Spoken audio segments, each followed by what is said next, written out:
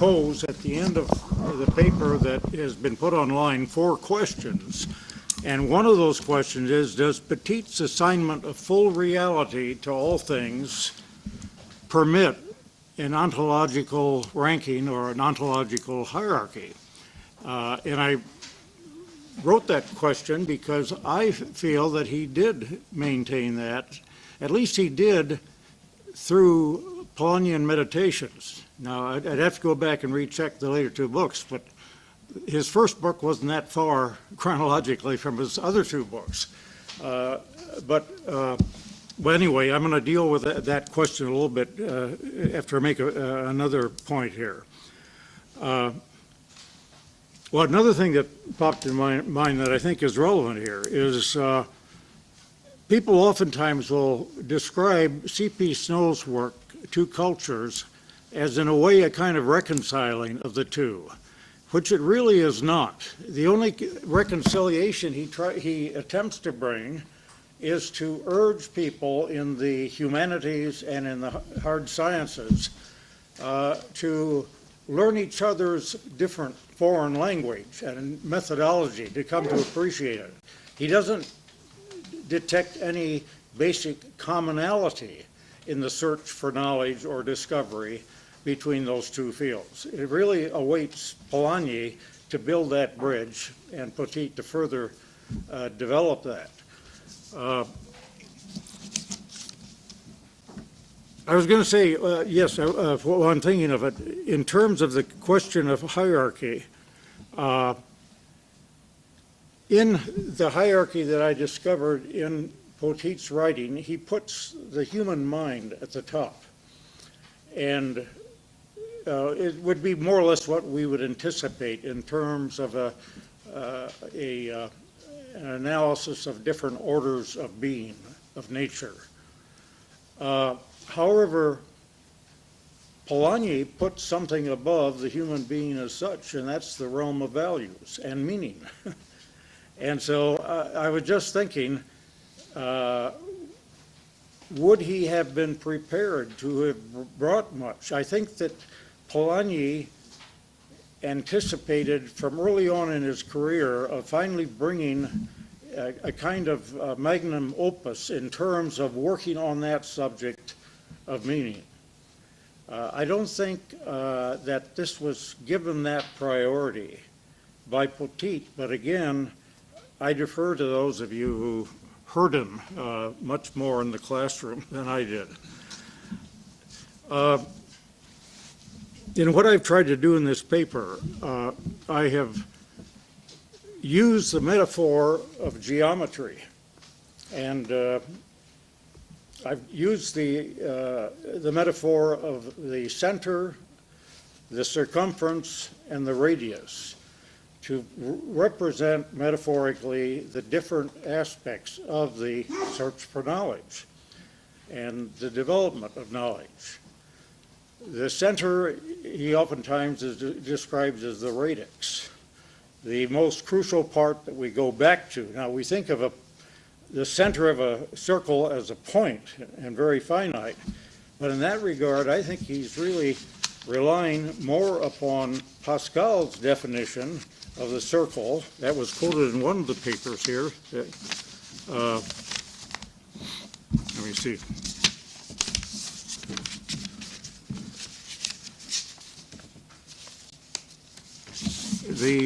Well, anyway, the circle is described by Pascal as having a center everywhere and no circumference anywhere. Yes, center everywhere and infinite circumference. And what was the last part? The center of which is nowhere, the circumference. Yes. No, Yeah. no, the other way around. Yeah. The center is everywhere and there's no circumference. There's Yeah. no limit, but the center is everywhere. It's puzzling, but when you think about it, I think it makes a lot of sense in terms of what has influenced Poteat and allowed him himself to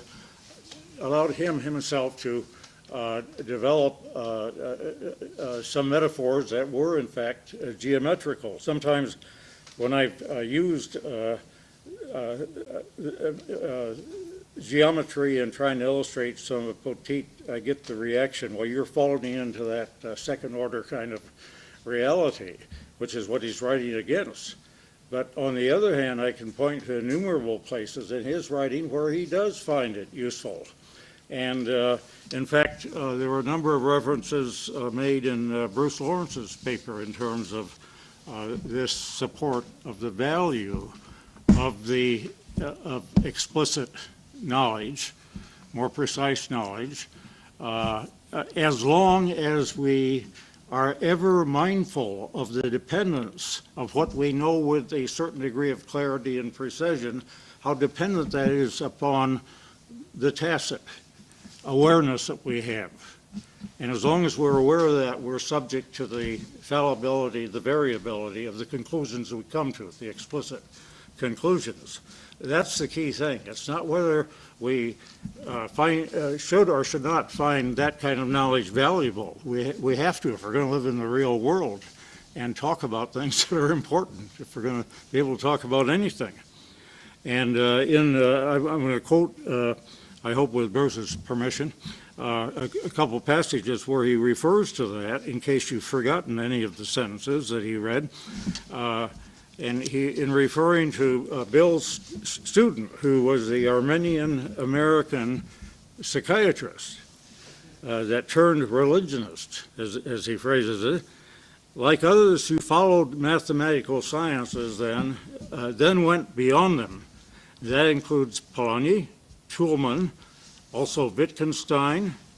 Bill's student is not proposing to eliminate science, but rather to recover the ground preceding and undergirding all true science. The Armenian-American psychiatrist does not say, I'm giving up psychiatry and becoming a theology professor. Rather, he notes that the deeply layered meaning of his family's Levantine history can neither be understood nor participated in through Freudian categories alone. It is the limits as well as the benefits of Freudian metapsychology that need to be observed. Like his first hero, Pascal, Bill wants to uncover less explicit rational powers in man. That's quotation from Poteat. His goal is not to destroy or deny reason, but rather to probe its frontiers, internal and sentient as much as external and visual. The very conjunction of Bill's key term, mind-body, expresses the paradox that he seeks. There is no hyphen conjoined, but one phenomenon, a single existent mind-body. The flow of energy is signaled by mind, which is in psych with the body. There is no mind act without a body part, no thought without its physical reflex or catalyst, and yet the two, as one mind-body, are not identical and so on, yet each has its own function. And a little bit later in Bruce's paper, he says, one cannot claim the symmetry and balance of the cosmos as imagined in a pre-17th century world. There must be constant endeavors to come to terms with a post-Cartesian world that retains some of the benefits of the esprit de géométrie while also exploring new frontiers for esprit de finesse.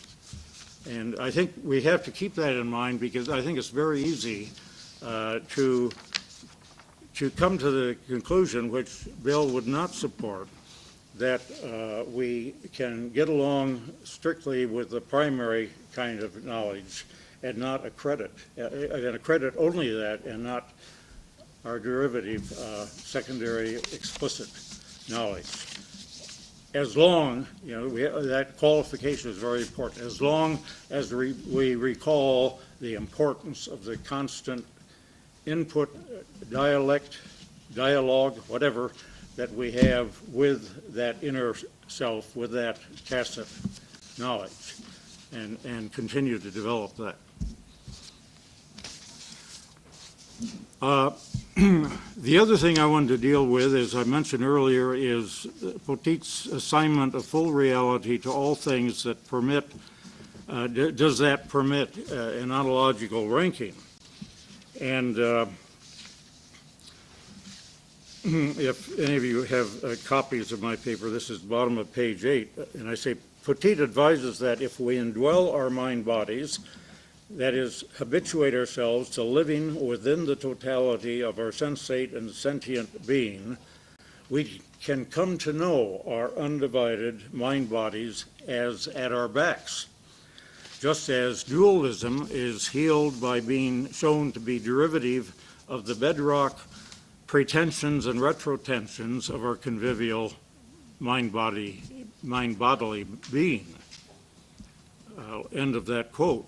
Sometimes by indwelling that which we can directly experience, such as our heartbeats, our remembering, and our imagining, we get a sense of the primitive, pre-reflective intentionalities that constitute our mind bodies. Even that which profitably lends itself to differentiated reflection risks being torn from its meaning and life-giving pre-reflective and undifferentiated roots. Therefore, the importance of retaining that connection, but not forgetting the importance of what that leads to in terms of the conclusions, at least tentatively, that we can come to. And some of them we continue to rely upon successfully for a long time. Just going a little further here. And even that which profitably lends itself to differentiated reflection risks being torn from its meaning. Well, I just said that. Professor Poteat tries to assure us that our world creations, that our reflections, therefore relative abstractions, are no less real than the pre-reflective concretions from which they derive. They are only derivative realities.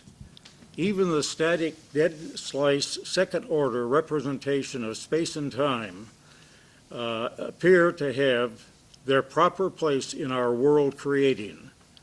Although derivative and not as radical as that from which they derive, the primordial mind-bodily place and time whence all things and places are pretended, that every time and place retrotends, these reflected abstracted times and places are no less real. The crucial condition that gives these deprived concepts reality or authenticity is our awareness of their derivative, therefore second-order nature. Within this perspective, they can serve as well, he tells us, in our quotidian doings and sayings. Similarly, Poteat stresses the primal homogeneity of an undifferentiated mind body. Still the mind of the differentiated abstracted self, while derivative, both etiologically and ontologically, is also claimed to be fully real. We must ask first, can one without contradiction, this is the question I'm raising, can one without contradiction simultaneously assign something an ontologically derivative status and still claim for it equal, therefore implicit, commensurable reality with that from which it is derived? And second, can one assign full reality to both terms of an assuaged but still differentiated dualism while maintaining, as clearly Poteat intends to do, an ontological ranking or hierarchy, whether among levels of mobile and or sentient being or among our mind-bodily world creations?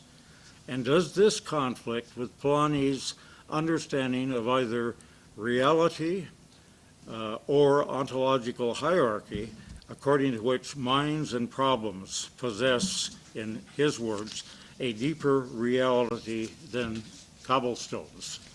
I find that contradictory, but I end with that for any reactions that you might have to it. A few minutes for some questions and answers. I have two questions. First, the second question is a more open-ended one, but I want to go back to the whole question of the Poteat-Polanyi connection. But first, relating to question or comment relating to the second of the questions that you raised about in what sense Poteat's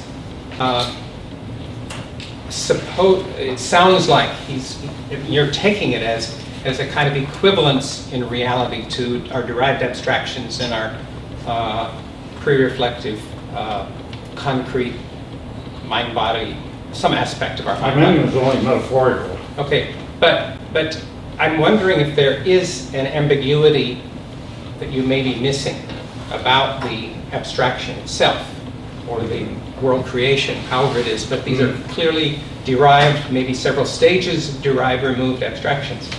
The ambiguity is this. There's the reality of the constructed abstraction, and then there's the question of what that constructed abstraction purportedly represents. Okay, those are two What things. it's derived from? No, not what it's derived from, it's what it represents. So let's work up with Descartes' understanding of the conscious mind, okay? Or alternatively, the human body as basically a mechanical thing, okay? Descartes' creation is one real thing, and Poteat seems to be implying that this clearly is a real thing that he has created, and it's something worth studying. Okay? Though he would say it ought to be studied in a certain way. Okay? But the second aspect, the second meaning with regard to whether it's real or not, is how about this thing that Descartes has actually described? Okay? Is it not only an abstraction from our lived experience, but to what extent is that abstracted representation itself real and true? And I think that's a different question, and I don't think that answering that the first is real is saying that the second is real. I see him as considering even the templates in our mind from which we construct the world or within which we act as being as real as the actions or the constructions themselves. Are you challenging that assumption? Well, what you're saying, what it's derived from, that's another thing, and I don't want to question the reality of that. When I'm taking just the abstracted, the account that Descartes gives, it's a real account. Yes, it is. But that doesn't mean to say the account is true or accurate. Oh. No, you're right. I agree with that in that it has real effects in the world, yes.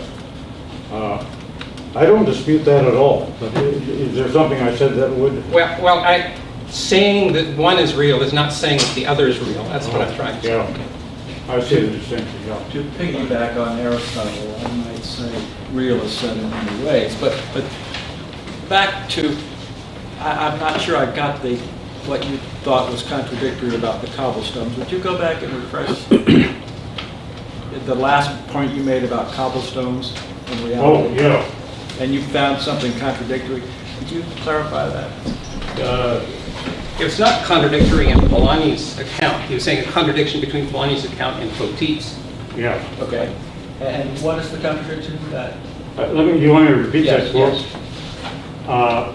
And does this conflict with Polanyi's understanding of either reality, I left out the parenthetical part here, that is, an entity's independence and power for manifesting itself in yet unthought of ways in the future, or ontological hierarchy, according to which minds and problems possess a deeper reality than cobblestones?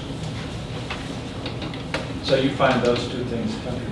Why is this relevant? There's a thing. He said, why is it contradictory? You Uh, get it, trying to get at the contradiction. I think in terms of what we usually conceive of, well, what I accept very much Poteat's definition of reality in terms of indeterminate future manifestations, the future of that. Well, that's Polanyi's too. That's Polanyi's. Yeah.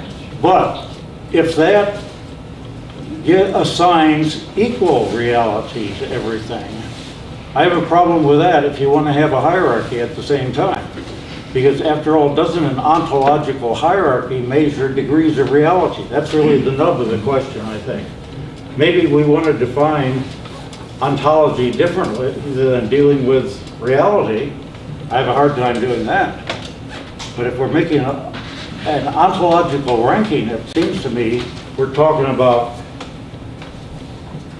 various degrees in terms of reality. I find my students completely bamboozled by the fallacy of misplaced concreteness. And you ask them whether my love for my children or the cobblestone is more real. I guarantee you what they're going to say. Yeah. The cobblestone, of course. Bring real effects if you fall, yeah. And I take it that Polanyi, you're right to think of Polanyi and Poteat as working against that fallacy. Yeah. As I recall, Polanyi is always clear about this, that the mind is the most real thing in the universe, much more real than a cobblestone. And basically, I think Wally is not disputing that. He's saying, how does that square with what Poteat's saying about the equivalence of derived abstractions and Equal reality, concrete? yeah. Yeah. But the answer is that the derived abstraction is real as a derived abstraction. Yeah. Yeah. Because those abstractions lead to scientific and other discoveries. A lower level of ontological reality is real as such. Could I say something? Could I say something on this business of abstract? In one of the letters, and I'm sorry, I think it was one to you, Wally, I made a note to myself, which I didn't include in my lecture this morning, that he did a long commentary on abstract concrete. Do you remember that? In an article? No, I thought this was in a letter he wrote to you. Well, that's coming from Kierkegaard, right? Well, but I mean, here's how he did. This is what I calmed down. I said, this is really interesting. And I said, I'm not sure I'm convinced of it, but it's an interesting reversal of usual definition. So this is exactly Poteat's language in this 1997 letter. Abstract is not a portion of great generalization, but something immediate, unreflected, intuitive, pre-linguistic, bare. In other words, it's part of our mind bodily existence. Whereas concrete is not the objective particular, but articulate, differentiated, reflected, linguistic. And then he comes up with what I thought was the paradox of music and opera. You don't remember that? Was that a letter to me? Yeah, well, I don't know. Better go back and read Some it guy all. named Wally Mead. I mean, who am I to say you're Wally Mead? I mean, I'm not going to go there. It was really interesting after introducing these two concepts. Memory loss, isn't it? Well, yeah, but maybe you'll get the two because it's opera. I mean, this is an interesting thing that he then says the paradox of this is music in the opera, which is both abstract and concrete. But music in the opera has grammar and syntax, but no vocabulary, since any meaning can be read into its words.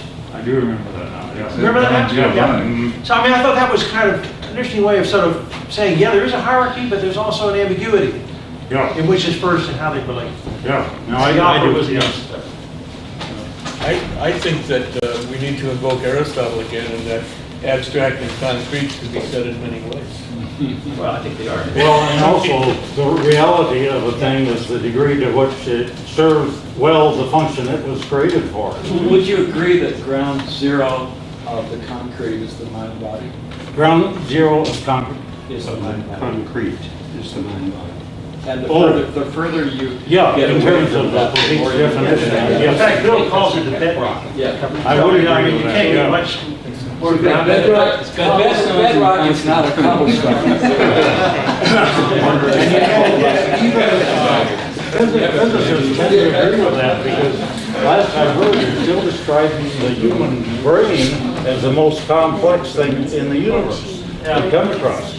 I prefer it be defined in terms of indeterminate. Well, I take it that the most concrete, if you're going to follow Kierkegaard in this, is what is closest to you. Yeah, And this is why he would say the most concrete idea imaginable is spirit. Which, when I say that to my students, they go, what?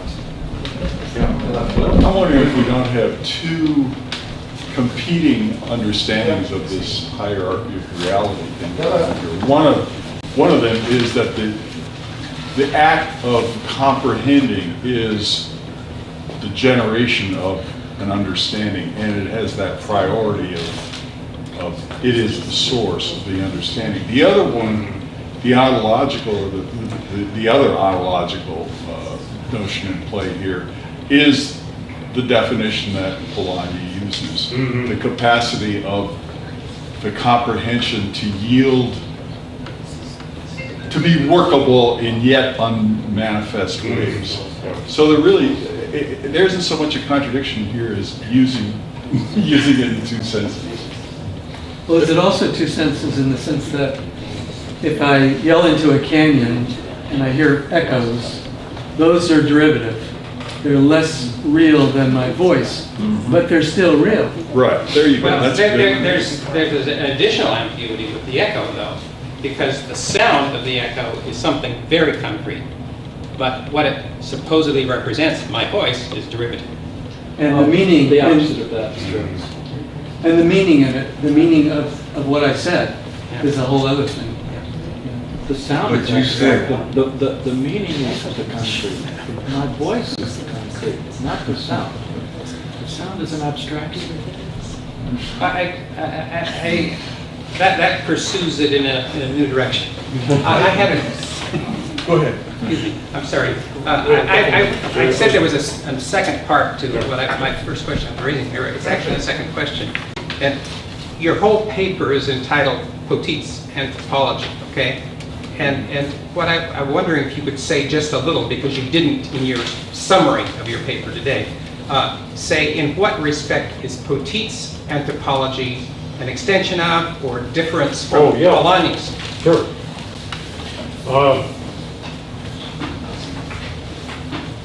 Polanyi certainly has an anthropology, more implicit than explicit, I think. But we have some examples where he talks in effect about a mind body. One of the most generally known is the use of a cane as a probe, which becomes an extension of the body to the extent that it is, we are sensing that as an extension of our leg or arm, arm in the case of a cane, that is conveying information to us. And also, I think Polanyi accepts the idea of what I'd call the expansion, the porosity, whatever the word is, of the circumference. Because what we end up calling mind-body is an extremely variable thing. According to the technologies that we're plugged into. I was trying to describe this to someone and they said, if mind and body are so closely connected, is a quadruple amputee have less of a mind? It sounds ridiculous, but it makes sense if you're not thinking in terms of the greater extendability of any body, as long as you've got a mind. A brain and a fat. A brain, okay, physiologically a brain, that can use any number of extensions that may well go beyond other people who don't have that, quote, disability,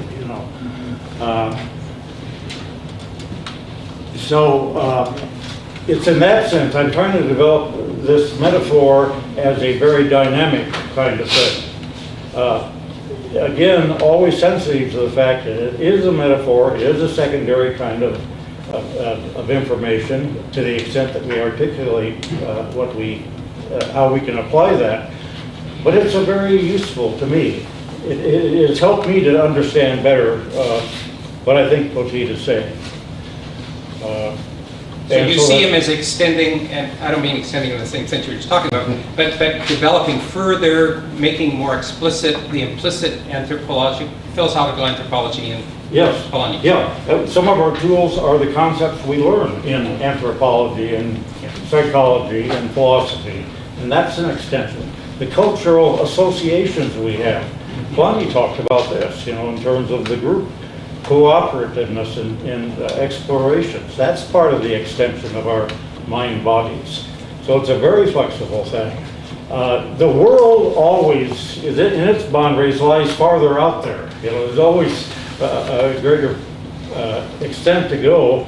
And in fact, the more we extend the knowledge available to us through our enhanced mind bodies, the farther out the boundaries of the world become, in the sense that it raises more questions than it answers. So, Yeah, to me, Polanyi is like the tip of the iceberg, and Poteat fleshes it out so much with the protenses and pretenses and the rest of it. It's an order of magnitude more concretized, more worked out. And what's interesting is, to me, it maps a larger field, which also could be mapped out in the same way, so that the iceberg could turn out to be the tip of a greater iceberg that we're just now working out. so I think there are valuable insights that Poteat has that add to what Polanyi, the questions that he raises and to some extent answers. It's a more radical anthropology that he has to offer. Yeah. And in a sense, more dynamic. There's certainly a dynamism in what Poteat has to offer in terms of our indwelling and our reaching out and breaking away these concepts. But I think the very concepts that Poteat uses seem to be more loaded in a sense. This bending back. Than Polanyi's, right? Than Polanyi's. Dan Polanyi, yes, yeah. What's amazing to me is the person who taught Polanyi last here at Yale was David Kelsey. He just came out recently with a thick 2-volume theological anthropology. And Polanyi and Poteat are not mentioned in the index. How could that be? Wow. In other words, it seems like we have this secret knowledge that would be incredibly beneficial to such a project, Yeah. and it's not available. I'm going to stop this now because this is a topic that could be pursued for a long, long time. But I'd like to give David a chance to get his paper done.